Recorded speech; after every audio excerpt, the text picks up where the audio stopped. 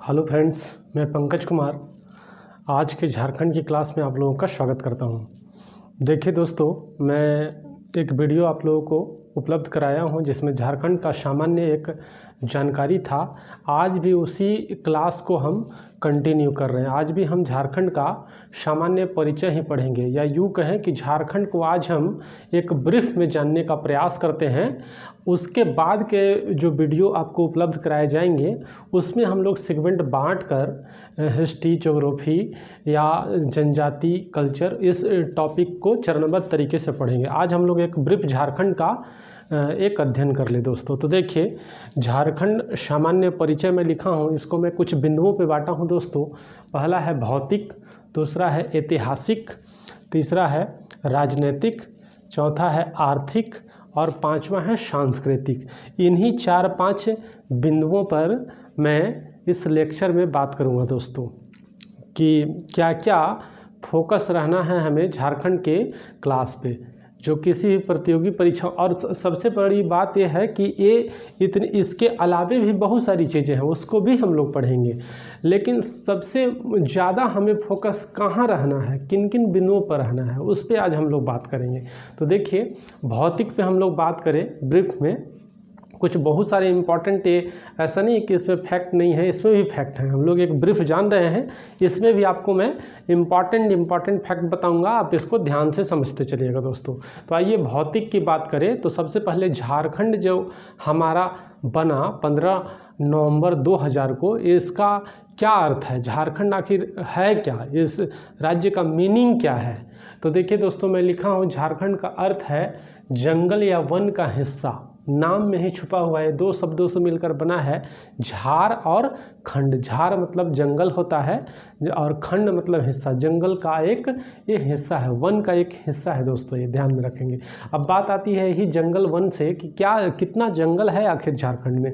तो देखिए, झारखंड में जो इसका जो भौगोलिक क्षेत्रफल है उसमें 23,611 वर्ग किलोमीटर में वन है दोस्तों, ध्यान में रखेंगे।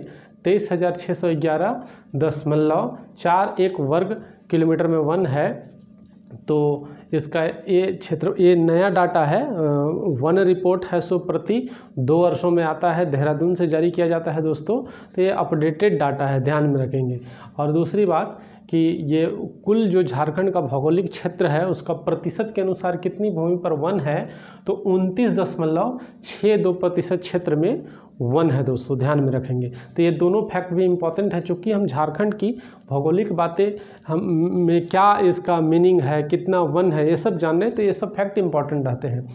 अब पूरे भारत के परिप्रेक्ष्य में अगर हम बात करें तो पूरे भारत का जो कुल वन है उसका झारखंड में 3.30% है दोस्तों, ध्यान में रखेंगे, 3.30%। और जैसा कि कल भी मैंने वीडियो में बताया था कि एक 21वां राज्य है, तो झारखंड भारत का 28वां राज्य है दोस्तों। अगर क्षेत्रफल में बात करें तो 15वां स्थान है, पहले 16वां लिखते थे, लेकिन जम्मू कश्मीर पुनर्गठन अधिनियम के बाद 15वां स्थान पर रखता है दोस्तों। अब देखिए, भौतिक स्वरूप की बात करें दोस्तों, ध्यान से समझते चलिएगा। तो झारखंड का जो भौगोलिक संरचना है, मैं भूगोल की कक्षाओं में विस्तृत रूप से इसको बांट कर पढ़ाऊँगा। तो जो इस पे हम लोग संक्षिप्त में जानने का प्रयास करें कि क्या है यहाँ। तो यहाँ पठार है, पहाड़ी है और मैदान है दोस्तों, ध्यान में रखेंगे। पठार है, पहाड़ी है और मोस्टली मैदान है। इन्हीं सभी ये 3 चीज़ों से झारखंड बना है। पठार की बात करें दोस्तों, तो पठार में गिरिडीह का पठार को याद रखेंगे, गिरिडीह, जहाँ झारखंड की सबसे ऊंची चोटी पारसनाथ है दोस्तों, जिसकी ऊंचाई 1365 मीटर और अगर फीट में बात करें तो 4478 फीट है दोस्तों, ध्यान में रखेंगे। और यही झारखंड के पठारी क्षेत्र के लातेहार में बूढ़ा घाघ, जिसको लोदघाघ कहते हैं, जो झारखंड का सबसे ऊंचा जलप्रपात है दोस्तों, ये भी ध्यान में रखेंगे। मैं पठार की कुछ इम्पॉर्टेंट फैक्ट बता रहा हूँ पठारों से संबंधित, जो प्रतियोगी परीक्षाओं के लिए इम्पॉर्टेंट होता है दोस्तों, ध्यान में रखेंगे। ये जो बूढ़ा घाघ है ये 137 मीटर ऊंचा है, अगर फीट में बात करेंगे तो 450 फीट है दोस्तों, ध्यान में रखेंगे। और इसी पठारी क्षेत्र से झारखंड के रांची के पठारी क्षेत्र से, रांची का पठारी क्षेत्र का हिस्सा है लातेहार, जहाँ एक जगह है टोरी, यहीं टोरी से दामोदर नदी निकलती है दोस्तों, जो झारखंड की सबसे बड़ी, सबसे लंबी और सबसे प्रदूषित नदी के तौर पे जानी जाती है। इसका जो बहाव क्षेत्र है, सबसे लंबी नदी याद रखेंगे 592 किलोमीटर है दोस्तों।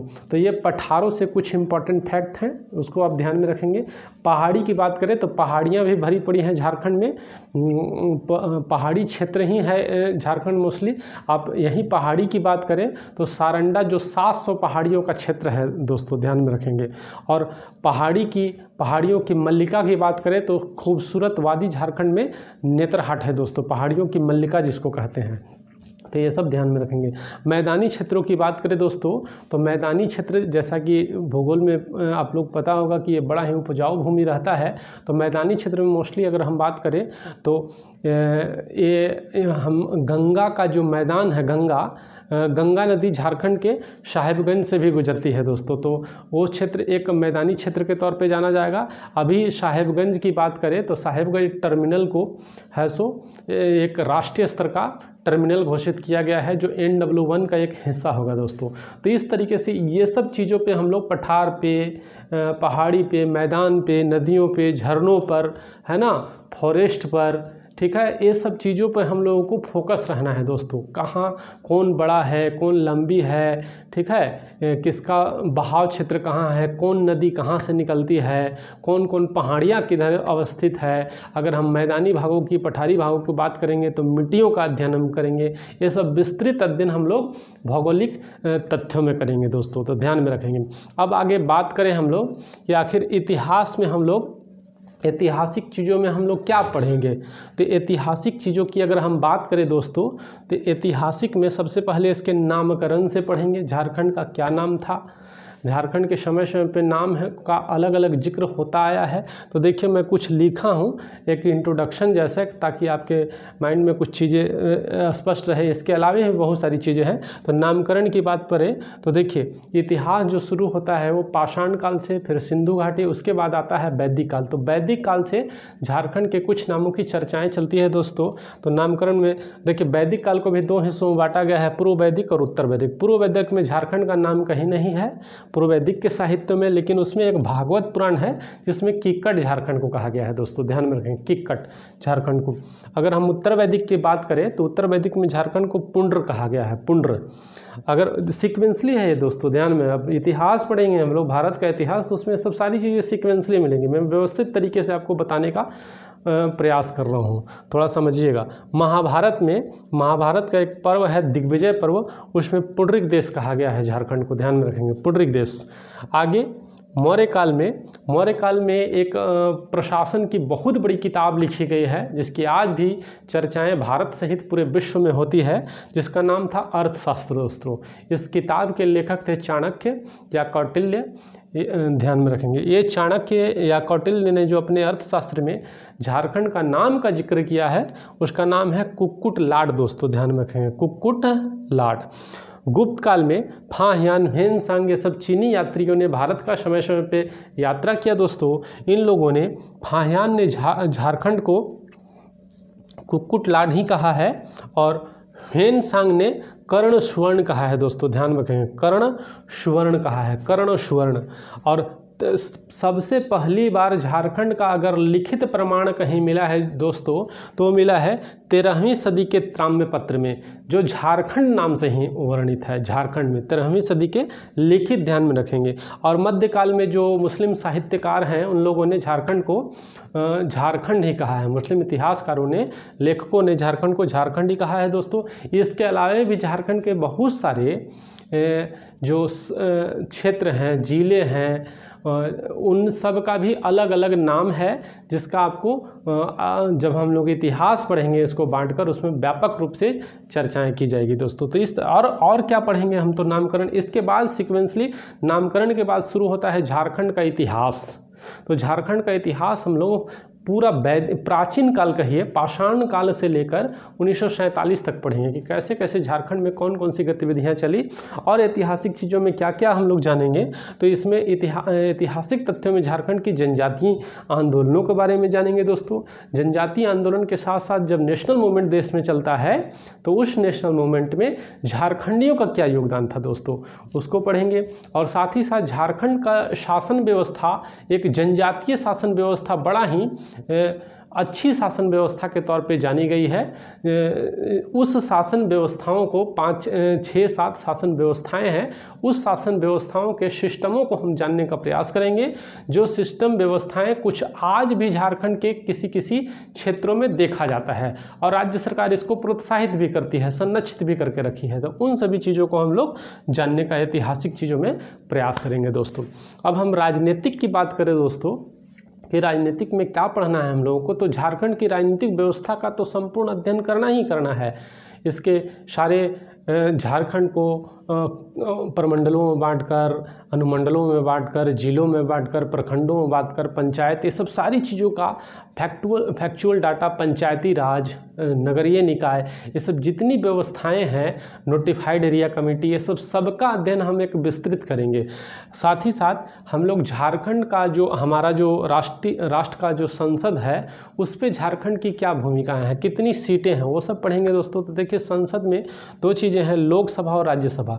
तो लोकसभा में टोटल हमारे झारखंड से 14 सदस्य चुनकर जाते हैं दोस्तों, ध्यान में रखेंगे 14 सदस्य। झारखंड से लोकसभा के लिए 14 सीटें हैं, जिसमें से 1 सीट एससी का है दोस्तों, एससी अनुसूचित जाति का एक है पलामू, और 5 सीट है अनुसूचित एसटी का, अनुसूचित जनजाति का।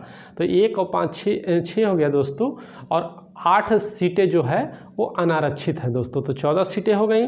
और राज्यसभा में 6 सीटें हैं दोस्तों, ध्यान में रखेंगे। और राज्यसभा की जितनी सीटें हैं दोस्तों सब अनारक्षित है, ध्यान में रखेंगे। राज्यसभा में कोई सीटें कोई रिजर्व नहीं होती है दोस्तों, तो ये ध्यान में रखेंगे। तो ये लोकसभा में हम लोग सीटों को जानने का प्रयास करेंगे। वर्तमान परिप्रेक्ष्य में अगर बात करेंगे तो हमारे केंद्र में अर्जुन मुंडा है सो जनजातीय मामलों के मंत्री भी हैं दोस्तों, ध्यान में रखिएगा।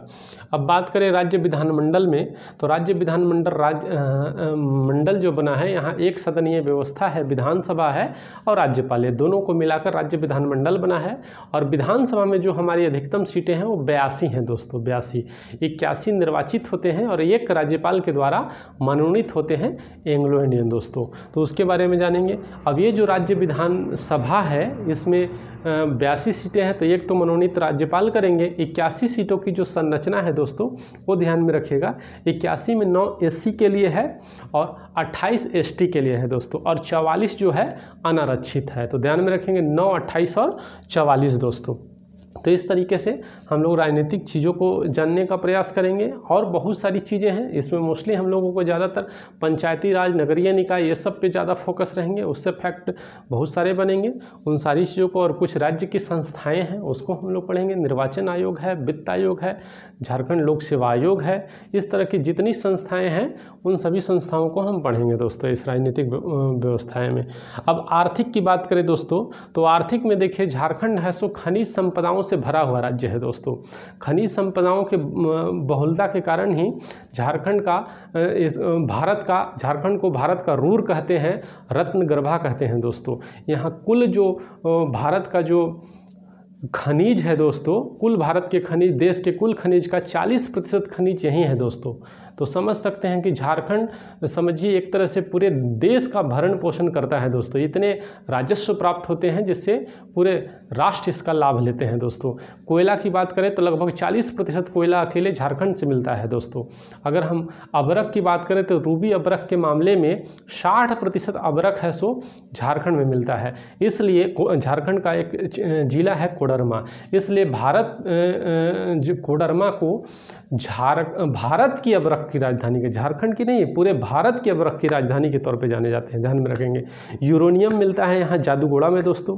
तो इस तरह से खनिजों के मामलों में हमारा झारखंड एक बड़ा ही संपन्न राज्य है दोस्तों।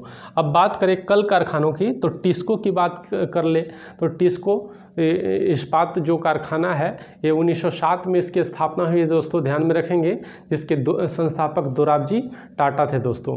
और ये भारत का प्रथम और सबसे बड़ा इस्पात कारखाना है दोस्तों, ध्यान में रखिएगा।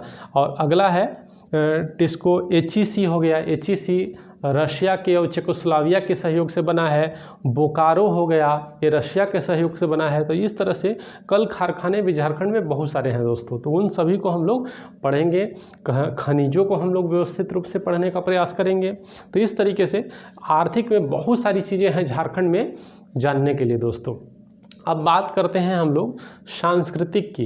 तो सांस्कृतिक में क्या पढ़ें दोस्तों, तो सांस्कृतिक चीज़ों के लिए जानी जाती है जो मोस्टली झारखंड में, वो है जनजाति दोस्तों। जनजातियों का कल्चर है ना, ये बड़ा इम्पॉर्टेंट टॉपिक है झारखंड के लिए। जनजाति बहुत ही इम्पॉर्टेंट टॉपिक है दोस्तों।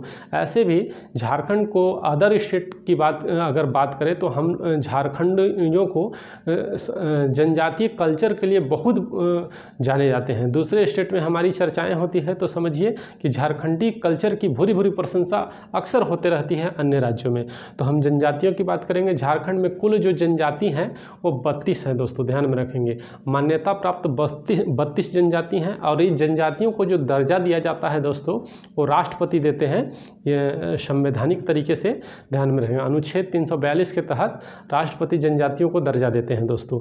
और इसी 32 जनजातियों में से 8 जो जनजाति हैं दोस्तों, उसको आदिम जनजाति का दर्जा दिया गया है, ध्यान में रखेंगे। 8 जो जनजाति है उसको आदिम जनजाति का दर्जा दिया गया है दोस्तों। तो इस तरीके से 32 जनजातियों में 8 आदिम जनजातियां हैं। झारखंड की जो सबसे बड़ी जनजाति है दोस्तों, वो संथाल है जनजाति, संथाल।